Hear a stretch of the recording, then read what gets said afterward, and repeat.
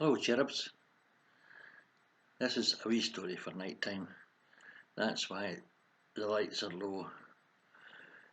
Bobby and Ben are tucked up. I tried the story on them first before I would read it to you.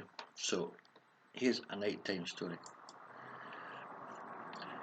On a farm long time ago, a mummy duck sat on her nest. "How long must I wait for my babies to hatch?" she said. "I have to sit here all alone and no one comes to visit me." But what could she do? A mummy duck must keep her eggs warm until they hatch. At last the eggs began to crack. One by one, yellow ducklings stepped out of their shells. They shook their wings and they said, "Quack, quack." "Look at all of you," said Mummy Duck with joy. "You're all so cute." "Quack, quack," they said.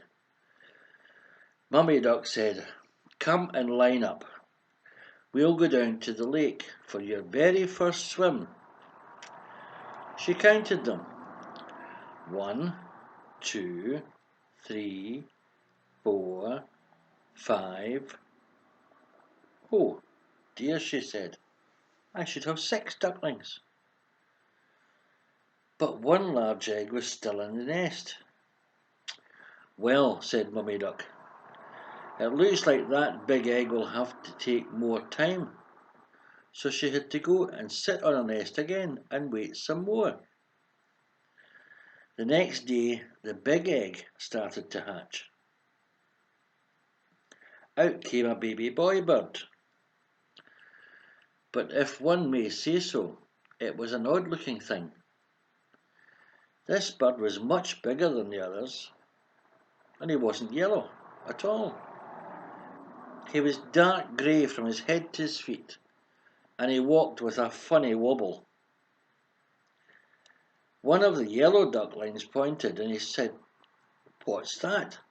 He can't be one of us." "I have never seen such an ugly duckling," said the other. "How can you say such a thing?" said Mummy Duck in a stern voice. "You're only 1 day old. Your brother hatched from the very same nest as you did. Now line up. We'll go to the lake for your very first swim."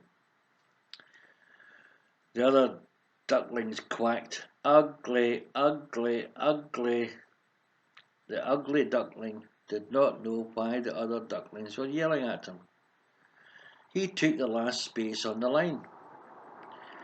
Each yellow duck jumped in the river and swam behind Mummy Duck. When it was his turn, the ugly duckling jumped in and started to paddle too. "At least he can swim," Mummy Duck said to herself. When they left the water and started to play, the ugly duckling tried to play with his brothers and sisters too. They yelled at him, "Go away, we will not play with you, you're ugly, and you walk funny too." When Mummy Duck was close by, she would not let them talk in this way. "Be nice," she would scold. She was not always close by though. One day, one of the yellow ducklings said to the ugly duckling, "You know what? You would do us all a big favour if you just went away from here."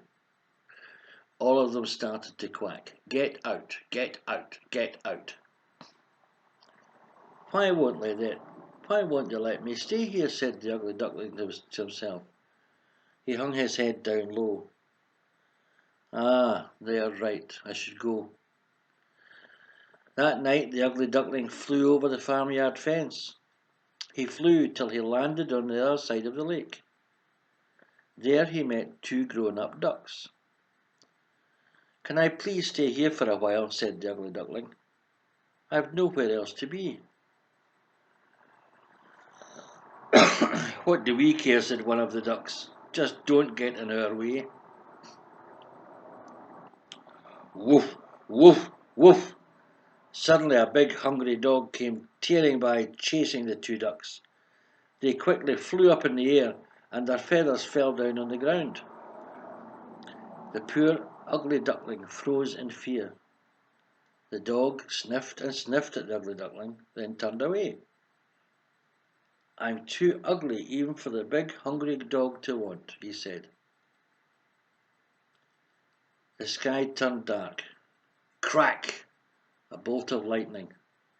Then came a big storm, with heavy rains pouring down from the sky. In just moments, the ugly duckling was soaked through and through. Then a cold wind started to blow. "Brrr," he said, with both wings held close to his chest. "If there was only a place I could get dry."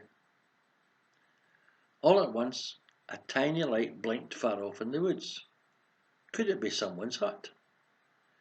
He flew to the door. "Quack," said the ugly duckling.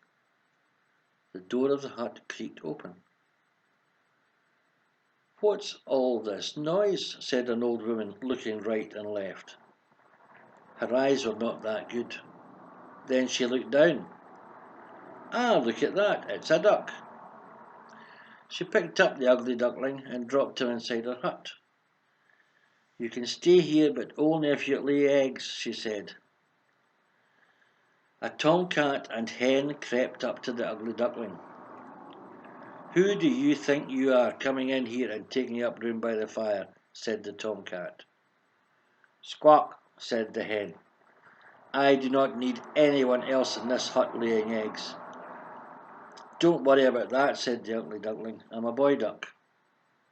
"Then why are you still here?" said the tomcat. "Did you not hear what the old woman said?" "Get out of here, pretender," chuckled the hen. Get out," hissed the tomcat. The door was still a bit open, so poor old ugly duckling slipped out of the door and back into the storm. "No one ever wants me," said the ugly duckling with a tear in his eye. The storm ended. Soon he found a new lake. Looking into the water, the ugly duckling saw the reflection of a flock of large white birds flying. He looked overhead and could not believe what he saw.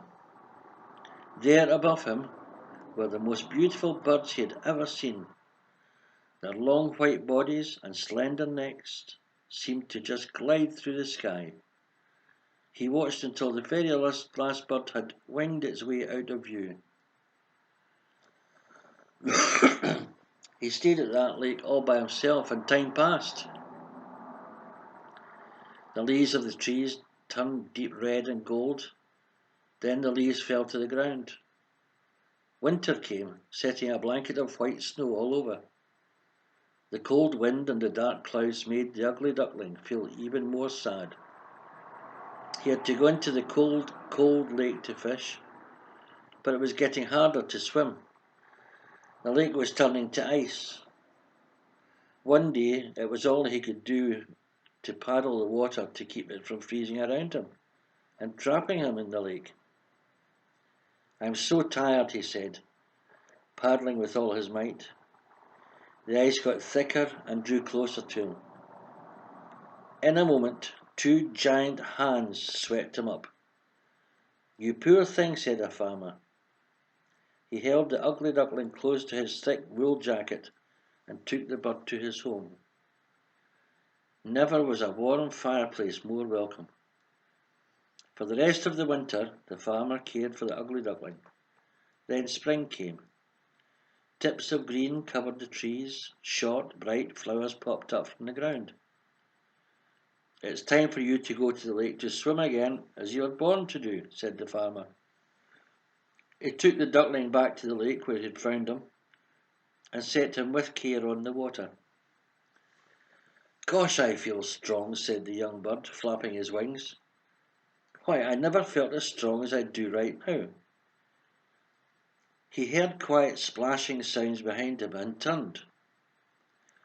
A flock of those same beautiful birds he had seen in the sky landed behind him on the water. "Don't worry," he said to them, holding out one wing. "I'll go now. I'll not make trouble for you." A big fat tear rolled down his cheek. He turned to go away. When he opened his eyes, he saw a reflection in the water of one of those beautiful white birds. Why was it so close to him? He jumped back, and the reflection jumped back too. "What's this?" he said. He stretched his neck, and the reflection of the beautiful bird stretched its neck too. "Why are you going so soon?" said one of the beautiful birds. "Stay here with us," said another. "We'll be great friends." Then the bird who used to be the ugly duckling knew what had happened. He was no longer an ugly grey bird that wobbled when it walked. At one moment all the swans flapped their wings and took off into the sky. "Come with us," one called back. "Take the lead." So he flapped his wings fast and took his place in front of the whole flock. All his new friends flapped their wings behind him. "Say," he said, gliding and dipping through the sky as he sped on, "who's an ugly duckling now? Surely not I, for I am a swan." There you are, children's. That's your wee bedtime story. And if you're not asleep, press rewind. And if you are asleep, just wait until the battery goes flat. Night night, God bless. 3 things. 1, hugs and kisses. Mummy, Daddy, love you. Anything I can do for you. Ching ching, cheerio. Night night.